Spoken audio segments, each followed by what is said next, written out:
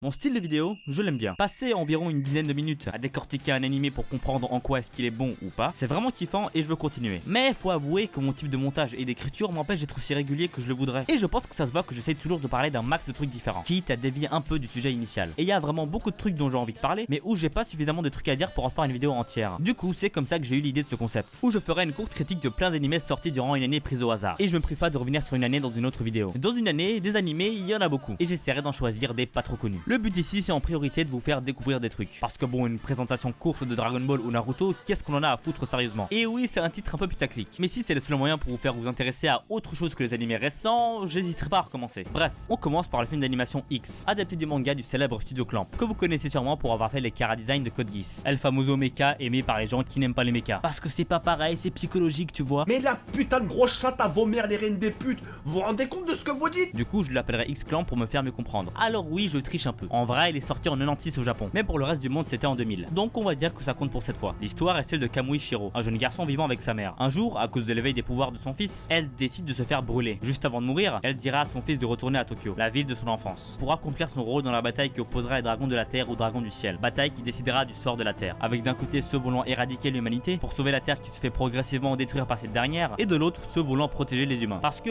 mourir c'est pas hyper cool. Alors avant toute chose, faut savoir que j'avais regardé la version télé. Mais oui, vous savez, celle qui a eu une version française de son générique. Et c'est une série plutôt cool. Donc j'ai forcément pas mal comparé les deux. Mais même sans ça, le film a pas mal de défauts. Déjà, le rythme est un peu chelou. Il prend bien son temps pour mettre les enjeux en place, mais trace comme pas possible quand les choses sérieuses commencent. Et on a du coup cette sensation de rusher. Et ça même dans les combats qui sont très courts. Il y a aussi la ville qui est pas du tout vivante. Et ça enlève un peu de crédibilité au côté fin du monde, qui est vraiment hyper important dans ce genre d'histoire. Comment pour avoir peur pour l'humanité si on a l'impression qu'elle a déjà disparu? Il y a aussi un gros manque de développement des personnages. Alors dans le fond, c'est pas vraiment un problème, parce que ça nous met dans la peau de Kamui, qui se retrouve perdu dans un conflit qui le dépasse. Mais on voit quand même les quelques tentatives d'ajouter du drame, qui du coup tombe à l'eau, vu qu'on ne connaît pas vraiment ces personnages. Non, franchement, on voit que c'est un film qui adapte un manga qui était loin d'être fini. Et puis surtout, qui n'a tout simplement pas le temps de traiter autant de personnages en seulement 1h30. Et c'est normal, mais je trouve qu'il a quand même son intérêt. Enfin, autre que de m'avoir appris que Rokhaya Diallo avait fait du doublage. Ferme les cheveux de Madame Diallo.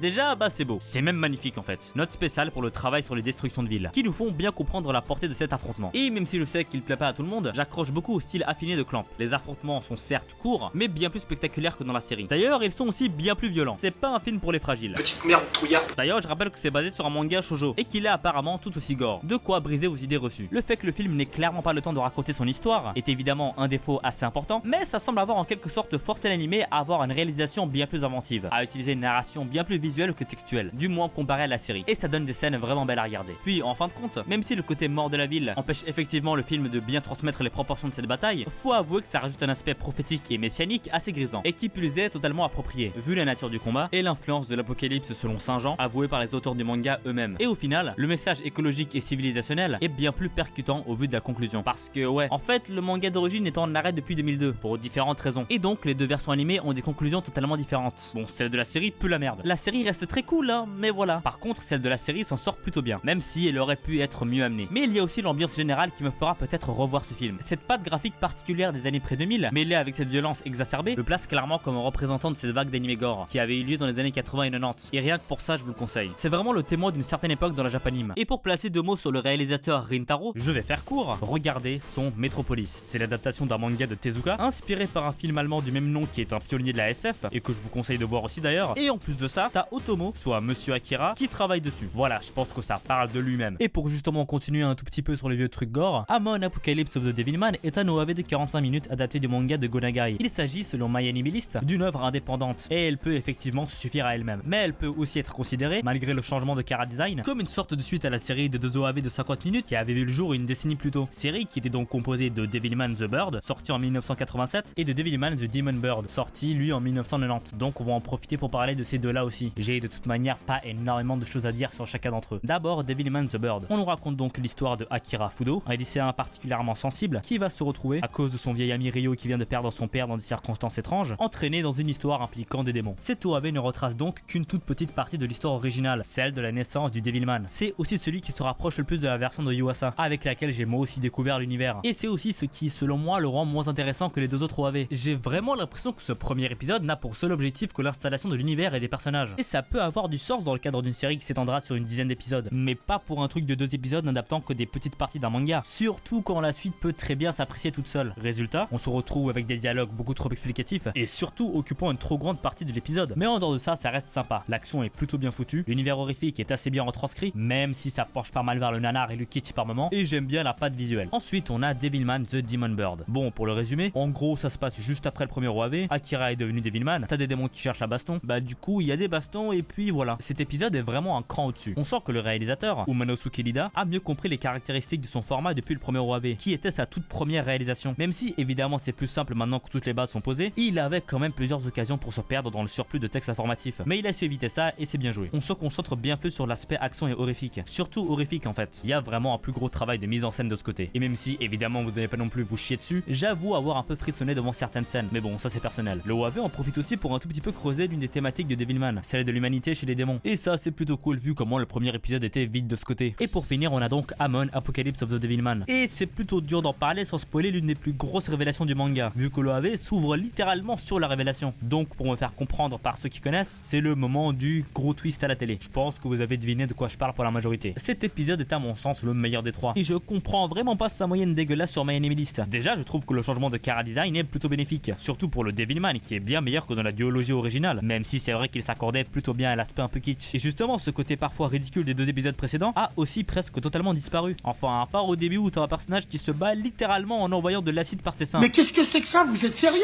là? Sinon, on a encore une fois un bon travail sur la réalisation des scènes horrifiques. Mais le véritable avantage de cet OAV est qu'il tente réellement quelque chose au niveau de l'écriture. Le gros de l'épisode se concentre sur le conflit intérieur d'Akira face à son mauvais côté, représenté par Amon, qui est donc personnifié pour la première fois. Et d'ailleurs, il pue la classe. Encore une fois, c'est assez dur de vous parler de ça sans spoiler. Mais en gros, Akira suit une réelle évolution complète. D'ailleurs, ça se fera principalement à travers des scènes allégoriques, qui semblent avoir inspiré Evangelion pour certaines. Et on peut aussi ajouter que l'écriture est franchement pas si grossière que ça malgré la courte durée. Je pense surtout à la fin, qui arrive à parfaitement conclure le développement d'Akira sans le moindre mot, juste grâce à sa mise en scène et à ce que représente le personnage de Ryo à ce moment-là. Alors évidemment, c'est pas parfait. On peut justement trouver qu'à part pour cette fin, Ryo ne sert pas à grand chose et est même un peu incohérent. Et certains penseront peut-être que la fin est bâclée et évidemment beaucoup moins ambitieuse que Crybaby dans son propos. Mais personnellement, je trouve que c'était plutôt réussi et cohérent dans ce que ça essayait de faire. Et avant de passer à la suite, pour pas trop cracher à la gueule du réalisateur des deux premiers OAV, sachez qu'il a dirigé 5 ans plus tard la moitié des épisodes de Mobile Suit Gundam 08 MS Team. Et c'est vraiment une très bonne série, que vous pouvez en plus de ça regarder sans connaître le reste de l'univers. Donc allez voir ça, vous le regretterez pas. Ensuite, on a la seconde saison d'Initial D. Mais je vais parler de la série en général, sinon c'est un peu bête. L'histoire est celle de Takumi Fujiwara, un lycéen un peu dans la lune, qui par un concours de circonstances va se retrouver à participer à des courses de voitures nocturnes. Et on va vite découvrir son talent dans ce domaine. Talent qu'il aurait acquis en livrant du tofu pour son père. Bon, c'est vrai, on peut pas vraiment dire qu'Initial D soit peu connu. Mais faut avouer qu'en dehors de la bande son de la série à base de Robit, on en entend pas beaucoup parler. Et quelque part, c'est un peu logique. Les animés de sport ont quasiment tous une construction similaire. Donc naturellement, on sera plus attiré par ce qui semble le plus spectaculaire. Et de loin, c'est vrai qu'on sera plus tenté par un IQ ou un Hajime no Ippo à ce niveau-là. Puis il faut avouer que même si personnellement je trouve que ça leur donne un certain charme, les premières saisons ont pas hyper bien vieilli. En particulier dans les courses voitures qui semblent tout droit sorties de l'âge sombre de la 3D sur console. Heureusement qu'elles sont bien rythmées, ça rattrape tout. Par contre, le chara design est lui progressivement parti en couille. Dans les dernières saisons, les persos ont des gueules vraiment cheloues. Surtout pour Ryosuke, le beau gosse ténébreux là. Apparemment, ça suffisait pas de jouer à pile ou face avec la couleur de ses cheveux. Ils ont donc décidé de mettre un autre gars. Oui, dans les 2 dernières saisons, pour on ne sait quelle raison, il a totalement changé de gueule. Pour revenir sur le genre sportif, comme je l'ai dit, c'est certainement le plus codifié de la Japanimation. Quelle que soit la discipline abordée, on finit toujours par user des mêmes poncifs. Même si, évidemment, certains s'en servent mieux que d'autres. Et malgré tout, je suis quand même assez attaché à ce genre d'histoire. Si les personnages sont pas trop mal écrits et que les matchs sont suffisamment bien mis en scène, je m'éclate comme un gamin de 8 ans. Est-ce que c'est le cas d'Initial D? Oui, les duels sont palpitants et les personnages sont attachants. Et ça vient pas seulement des traits de caractère que je partage avec Takumi, ou même certaines de ses réflexions, dans lesquelles je me suis pas mal reconnu. Mais selon moi, il fait aussi partie de ces quelques animés sportifs qui innovent, à côté de trucs comme Ping-Pong ou encore les œuvres de Mitsuru Adachi comme Touch ou plus récemment Mix. De la même manière que cela, Initial D, au lieu de nous faire suivre une histoire sur un sport, nous propose avant tout une histoire sur des personnages dont le sport fait partie de leur vie. J'entends par là que les passages de tranches de vie auront tout autant d'importance dans l'évolution de l'histoire et des personnages que les passages concernant les courses de voiture. À l'inverse de séries comme IQ ou Kuroko, dont la quasi-totalité des événements importants concerneront le sport et se dérouleront uniquement dans le cadre du sport. Et ce parti pris change beaucoup de choses, que ce soit la profondeur accentuée de l'écriture ou la plus grande diversité des thématiques abordées, qui vont donc plus loin que les valeurs de persévérance et de volonté qui nous sont transmises habituellement. Et même si c'est pas des sujets très originaux pour un shonen, comme par exemple le passage à l'âge adulte, c'est suffisamment bien abordé pour que ce soit crédible. Non, franchement, allez regarder. Il y a très peu de chances que vous aimiez pas. Blood the Last Vampire. On nous raconte ici l'histoire de Saya, une jeune fille qui appartient à une organisation traquant des démons. Démons qui sont capables de se dissimuler parmi les humains. Mais enfin, je vous préviens, vous entendrez pas beaucoup parler de ces organisations. Et si je dis ça, vous l'aurez compris, c'est que le film est assez court. Mais à l'inverse de X-Clamp, sa courte durée, et donc son obligation d'aller directement à l'essentiel, ne pose pas de réels problèmes. Tout simplement parce que son concept, plutôt kitsch quand on y pense, est bien plus adapté à ce format bref. Étalé du massacre de monstres sur 12 ou 25 épisodes, ça aurait certainement donné un Monster of the Week assez bateau. Et ce genre d'histoire, ça marche que quand t'as un talent particulier pour écrire des combats, ou quand à côté t'as une histoire assez solide. Alors qu'en 50 minutes, t'as pas le temps de t'en lasser. Parce que oui, le film se concentre quasi exclusivement sur l'action. Et même si, comme je le dis, ce serait devenu assez chiant sur plusieurs épisodes, bah c'est visuellement sublime. L'animation et même la réalisation est vraiment travaillée. Il y a donc très peu de moments où on se pose réellement, mais c'est pas pour autant que le fond est vide. Et là où l'animé fait fort, c'est qu'il arrive à suggérer certains éléments de développement sur l'héroïne et à exploiter ses thématiques uniquement grâce à son contexte historique, sa mise en scène et quelques petits éléments disséminés ici et là. Le film se déroule dans une période d'après-guerre et on le ressent alors qu'on en a la confirmation qu'elle a toute fin. Et ça, c'est grâce à des éléments qui sont à la fois subtils et flagrants. Les militaires américains très présents au Japon, les personnages qui parlent autant anglais que japonais, et surtout la réalisation et les choix de couleurs. Tout est sombre et terne alors qu'on est dans une période de fête. Personne n'est ouvertement triste, mais même quand il laisse paraître de la joie, l'anime arrive à faire ressentir cette couche de malaise et ce côté forcé. Mêlez ça à quelques trucs qu'on apprendra sur Saya et vous y verrez un sous-texte très clair sur les conséquences de l'occupation du Japon par les Américains dans les années 40. Et tout ça presque exclusivement grâce à des éléments qui n'auront quasiment aucune incidence sur le déroulement de l'histoire, ce qui laisse le choix au spectateur de prendre l'anime comme un trip horrifique très efficace ou comme une sorte de portrait un peu déformé d'une époque importante de ce pays à l'histoire très riche. Escaflowne, une fille sur Gaïa, est une réinterprétation de la série d'origine par le même réalisateur, à savoir Kazuki Akane. L'histoire est celle de Kanzaki Hitomi, une jeune fille un peu solitaire et mal dans sa peau, qui va se retrouver un jour transportée dans un univers médiéval fantastique, où elle s'avère être une déesse qui, selon la prophétie, devra réveiller Escaflowne, cette espèce de mecha avec un cœur là, pour amener Gaïa, le monde dans lequel elle a atterri, vers une nouvelle ère. Dans ce monde, justement, se déroule une bataille entre la troupe dans laquelle l'héroïne va atterrir et les Dragons Noirs, une organisation menée par un certain Falcon, ayant pour objectif de se servir d'Escaflowne pour détruire Gaïa. D'ailleurs, il a pas attendu le mecha pour commencer. Alors oui, c'est un isekai, mais mettez vos préjugés sur le genre de côté, d'autant plus que cet animé date de bien avant la grosse vague du genre qu'on se tape depuis une décennie. Donc l'utilisation de cette ficelle narrative qui consiste à transporter quelqu'un de notre monde dans un autre univers est ici réfléchie et non commerciale. Alors pour le coup, j'ai pas vu la série d'origine, ce qui m'a permis d'avoir un peu plus de recul sur le film, et franchement c'est excellent. Bon, déjà je vais pas vous faire chier plus que ça avec la musique, c'est Yoko Kanno, pour ceux qui savent pas c'est elle pour Cowboy Bebop, donc je pense que j'ai pas besoin d'en rajouter, c'est juste excellent. D'abord la patte graphique, elle est vraiment jolie, le chara design aussi, qui est d'ailleurs un petit peu moins pointu que dans la série, et en dehors de ça le film est sublime. Le nombre de plans finement travaillés est impressionnant, d'autant plus que l'anime a un rythme assez posé au début, et qu'il est même globalement assez contemplatif, ce qui laisse bien le temps d'apprécier le travail effectué. Et j'ai été particulièrement marqué par le traitement des machines, tout est très vaporeux, ce qui pourrait nous laisser penser qu'il appartient au genre steampunk, mais j'avoue que là je suis pas sûr. En tout cas ça donne une vraie identité à l'ensemble, et c'est un vrai plaisir à regarder. Mais tout ce travail visuel et cet aspect contemplatif ne sont pas juste là comme ça, ils participent à installer l'univers rapidement et efficacement, sans avoir à nous présenter textuellement les différents éléments pour les crédibiliser. Ce monde a un vécu, et au lieu de nous le dire, on le montre. Et ça, pas tout le monde le fait. L'animation est très belle aussi, avec des scènes d'action tantôt techniques, tantôt magiques et destructrices. Et vous l'aurez remarqué, on a ici un mélange entre la fantasy et le mecha. Et c'est pas juste un mélange bête de deux trucs opposés, vu que au final ils le sont pas tant que ça. L'aspect robot unique tout puissant de l'Escaflowne, c'est l'un des fondements même du genre super robot, le penchant opposé des animés Real Robot, qui ont eux pour but de justement démystifier au maximum les machines. De Mazinger Z et Gather Robot à Gurren Lagann et Gunbuster, en passant par Zambot 3 et Space Runaway Ideon, ils mettent tous en scène des machines ultimes. D'ailleurs, tant que j'en parle, regardez Space Runaway Ideon. Ça a inspiré Evangelion et c'est tout simplement un chef-d'œuvre. J'en reparlerai bientôt donc je vais pas m'étaler, mais j'en profite déjà parce que cette série c'était tout simplement une claque. Mais du coup pour revenir à Escaflowne, ce qui est intéressant avec le film, c'est qu'il profite de son univers pour faire l'exact opposé des réels robots à la Gundam, en rendant le mecha encore plus unique et impressionnant que dans les super robots habituels. Déjà dans le fond, avec l'ajout d'une prophétie l'incluant, prophétie qui est justement un procédé narratif fondamentalement lié à la fantasy, mais aussi dans la forme, avec son côté très organique, sûrement inspiré des Eva. Mais ce qui est selon moi le plus osé et génial dans cette démarche de divination de l'Escaflowne, c'est le choix de ne le faire passer à l'action qu'une seule et unique fois. Je sais pas si vous vous rendez compte d'à quel point c'est bien trouvé. Ça fait du film une œuvre originale dans son genre, une lettre d'amour à ce dernier, mais aussi une porte d'entrée parfaite pour les néophytes du mecha. On pourra aussi parler du talent avec lequel le gigantisme est représenté, qui en plus de faire sens avec tout ce que j'ai dit avant, rend l'unique combat de mecha du film absolument jouissif. La preuve que la vitesse n'est pas un artifice obligatoire pour une scène d'action. Mais sous cette histoire de prophétie divine, de robots géants, de guerre, de personnages archétypaux et de combats fratricides, et de romances un peu forcées, on voit bien qu'il a travaillé sur Stardust Memory, on trouve un propos lui plutôt sobre sur les relations humaines, qui en plus de ça ose se servir de sa composante isekai, et justifie le manque de développement de la majorité des personnages, qui j'en suis sûr sont mieux travaillés dans la série, mais ce n'est pas leur rôle ici. Le personnage d'Hitomi est en plein doute dès le début du film, et la bataille de Gaïa n'est qu'une représentation du conflit intérieur qu'elle vivait dans son monde d'origine, avec chaque camp montrant une possibilité qui s'offre à elle. Donc au final, pas besoin d'en savoir plus sur eux, leur seule fonction est d'incarner un des chemins qu'elle peut emprunter. Ce transport d'univers n'est donc pas là pour faire joli, car il est un élément central dans l'évolution du personnage, et la conclusion va totalement dans ce sens-là. Donc foncez voir ça, et perso ça m'a donné envie de voir la série. Vampire Hunter D. On ici l'histoire de D, un chasseur de primes qui est lui-même mi-homme mi-vampire. Il se fera engager par un vieil homme dont la fille a justement été enlevée par l'un d'entre eux, un certain Meyer. Il aura donc pour objectif d'aller la sauver, et il n'est d'ailleurs pas le seul à qui cette mission a été confiée. C'est la deuxième adaptation en animé du roman d'Hideyuki Kikuchi, Yoshi, qui fait suite à la première sortie en 85, même si au final elles ont aucun lien entre elles à part le héros. C'est aussi le premier animé de Yoshiaki Kawajiri que je vois. Ah bah non, apparemment il a aussi fait la série X-Clan. Clairement, tu manques de culture. Un réalisateur qui, même s'il n'est pas aussi populaire qu'un Miyazaki ou même un Oshii, a quand même une excellente réputation. Et franchement, j'ai pas été déçu. Surtout si on compare le film à la première version. Parce qu'on va être honnête 2 secondes, si on enlève le travail de Yoshitaka Amano, que vous connaissez sûrement plus à travers les chara design et les jaquettes des jeux Final Fantasy, sur l'aspect graphique de l'univers et des personnages, bah il reste pas grand chose. À part une histoire de fantasy médiévale ultra classique, plutôt mal écrite et un peu ridicule par moments. Ça reste plutôt agréable à regarder, les scènes d'action sont loin d'être merdiques, mais voilà. Par contre, pour la version de Kawajiri, on est à un tout autre niveau. Déjà visuellement, le trait est beaucoup plus réaliste, et putain que je déteste le mot organique, mêlé au chara design d'Amano, ça donne un charme particulier à l'ensemble. On a vraiment l'impression d'être dans un FF version Dark Fantasy pour le coup. Et il y a aussi l'ambiance horrifique qui est tellement mieux gérée, alors que la version de 85 était pas non plus à chier à ce niveau là. Et ça, on le doit particulièrement au décor et au choix de couleurs, qui, même s'ils sont assez classiques, restent terriblement efficaces tant ils se mêlent bien et sont mis en valeur par la mise en scène. Et c'est pareil lorsque le film voudra prendre un ton plus chaleureux et poétique. Et pour revenir sur la comparaison à Final Fantasy, ça va même encore plus loin, avec cette narration très saccadée, ce côté très par palier dans l'enchaînement des scènes d'action, ce qui donne un côté jeu vidéo assez plaisant à voir, même si honnêtement je pense pas que ce soit volontaire. Et pour rester sur les références, oui, on sent la ressemblance avec le Blade 2 de Del Toro qui sortira 2 ans plus tard, comme l'ont dit d'autres personnes. Dans son côté romantisation de la mort et du mythe vampirique. Mais bon, j'avais déjà compris avec Pacific Rim que c'était autant Turbo Whip que les Wachowski. Et j'ai pas encore parlé de l'animation des scènes d'action, qui sont aussi très bien foutues, avec des parties pris parfois assez couillus. Je pense au combat final qui faisait un peu film de samouraï à la Kurosawa par certains aspects. À croire que les synopsis ne racontent pas toujours de la merde. Il y a aussi le traitement des personnages. Bon, déjà, globalement, l'écriture est 10 fois meilleure. Ils sont tous bien plus crédibles, même les moins développés. Mais c'est surtout dans la manière dont est abordé le héros qu'il y a un fossé. Alors on va mettre les choses au clair, même si on pourrait le croire, il n'est pas invincible ou totalement froid et insensible. Mais les 2 films nous le montrent très différemment. La première version tentera simultanément d'iconiser et d'humaniser le personnage de Dee, ce qui est un peu con et vraiment casse-couille à faire fonctionner ensemble. Et ça a pas loupé, l'animé finit le cul entre 2 chaises à cause d'un mauvais dosage dans l'écriture. On se retrouve donc avec un perso pas très charismatique, mais pas touchant non plus. Là où Kawajiri, ou Kikuchi, je sais pas duquel ça vient, va faire les choses plus calmement en faisant d'abord un être ultime sans attache, pour progressivement laisser paraître ses faiblesses et sa sentimentalité. Et c'est fait assez finement pour que lorsqu'il doit reprendre sa place de héros sombre et taciturne, on puisse encore y croire. Et la manière dont je décris vous fait peut-être penser que l'histoire est assez manichéenne, mais pas du tout, à l'inverse de la première version encore une fois. L'opposition entre Dee et Meyer est loin d'être basique, c'est avant tout une histoire d'intérêt et de morale purement personnelle. On ira même parfois jusqu'à vouloir changer de camp, mais bon, ça je vous laisse le découvrir. Après, tout ce fond très intéressant à déceler est pas obligatoire pour apprécier le film. Le cinéma de Kawajiri est avant tout sensoriel, avec une volonté d'installer une ambiance unique, donc vous n'êtes pas obligé de vous prendre la tête comme moi. Et je rajouterai que la fin, au ton doux amer, est assez touchante. Bref, foncez le voir. Et on finit cette liste avec l'excellentissime Jinro. L'histoire se déroule dans les années 50, durant une période de conflits sociaux très violents, opposant principalement le groupe de résistants appelé la secte à l'unité Panzer, l'unité d'élite appartenant à la Posen, une nouvelle force armée créée par le gouvernement en réponse à toutes ces rébellions. Durant l'un de leurs nombreux affrontements, le soldat Kazuki Fuse sera particulièrement marqué par le suicide d'une jeune fille de la secte. C'est la première réalisation d'Hiroyuki Okiura, mais faut avouer qu'on a plutôt tendance à dire que c'est un film de Mamoru Oshii. Vous savez, le mec derrière des tout petits trucs comme les films Ghost in the Shell ou Pas de la Bord. Et faut avouer que c'est pas pour rien, principalement parce que Jinro s'inscrit parfaitement dans la continuité de sa filmographie. Le côté très parlé du film, les nombreux monologues et dialogues apportant une réflexion et un côté assez poétique, et même parfois un peu pompeux, l'importance des métaphores dans le développement des personnages et du propos. Ici c'est celle du petit chaperon rouge qui sera principalement utilisée, et surtout le fait que le propos soit justement le point central du film. Dans les œuvres d'Oshii, on ne suit pas une histoire abordant des sujets, c'est sur la base des sujets que l'histoire sera développée, et c'est l'une des choses qui donne toute sa saveur à son cinéma, et donc à Jinro. Mais je trouve quand même que Okiura est un peu trop oublié, déjà parce qu'il a un palmarès loin d'être à chier. Il a notamment travaillé en tant qu'animateur clé sur les films Ghost in the Shell et Pat Labor, qui sont justement d'Oshii, mais aussi sur d'autres grosses productions, comme par exemple Akira, le film Cowboy Bebop, Evangelion 3.0, et même des trucs dont j'ai parlé plus tôt, comme Blood the Last Vampire, Escaflowne et même Metropolis. Donc ce serait faux de dire qu'il se fait complètement éclipser, car il apporte selon moi un élément très important, et qui je trouve manque au cinéma d'Oshii, le côté humain. Je suis vraiment le premier à dire que c'est un génie, mais faut avouer que c'est pas dans ces animés qu'on se prend le plus d'affection pour les personnages. En tout cas c'est mon sentiment. Ce n'est pas le cas de Jinro, et ça vient en partie de la romance qui a une place centrale dans l'histoire, et du sujet principalement abordé qui est l'humanité, au sens émotionnel et moral du terme, qui est vraiment le sujet parfait pour à la fois rendre des personnages très touchants, mais aussi pour pouvoir philosopher à fond comme Oshii aime tant le faire. Et le tout est soutenu par la mise en scène d'Okiura, qui ne se limite pas à la mise en image de la métaphore du chaperon rouge. On pourra trouver de nombreux plans avec des sens cachés et foutrement intelligents, mais ça c'est dur de vous le prouver sans spoiler, du coup je vous laisse les trouver. Pour rester sur la réalisation, c'est aussi à travers celle-ci qu'il apportera ce côté plus humain, parce qu'ici, les fameuses longues réflexions typiques des films d'Oshii ne se feront pas que dans des plans fixes de scènes ultra sérieuses. C'est vraiment tout con, mais le fait qu'il bouge, se balade ou fasse n'importe quelle activité en même temps change énormément la manière dont on vit la scène. J'ajouterai aussi que le chara design, très réaliste, rend les émotions beaucoup plus subtiles et donc crédibles. Mention spéciale à la scène finale qui est putain de déchirante, en partie grâce à ça. Et bah voilà, j'espère que vous avez aimé. Je sais que faire des vidéos sur des trucs un peu moins connus à mon niveau d'abonnés, c'est pas une super idée, mais j'ai pas pu me retenir plus longtemps. Et puis si j'arrive à faire découvrir des trucs cool ne serait-ce qu'à une vingtaine ou même une dizaine de personnes, je serais déjà fier de moi. Et en plus ça me pousse moi aussi à découvrir des trucs plus rapidement. Je vais être honnête, à part Xclamp, Initial D et Jinro, j'ai tout vu pour la première fois pendant l'écriture de cette vidéo. Bref, portez-vous bien, moi je vous dis salut et à la prochaine.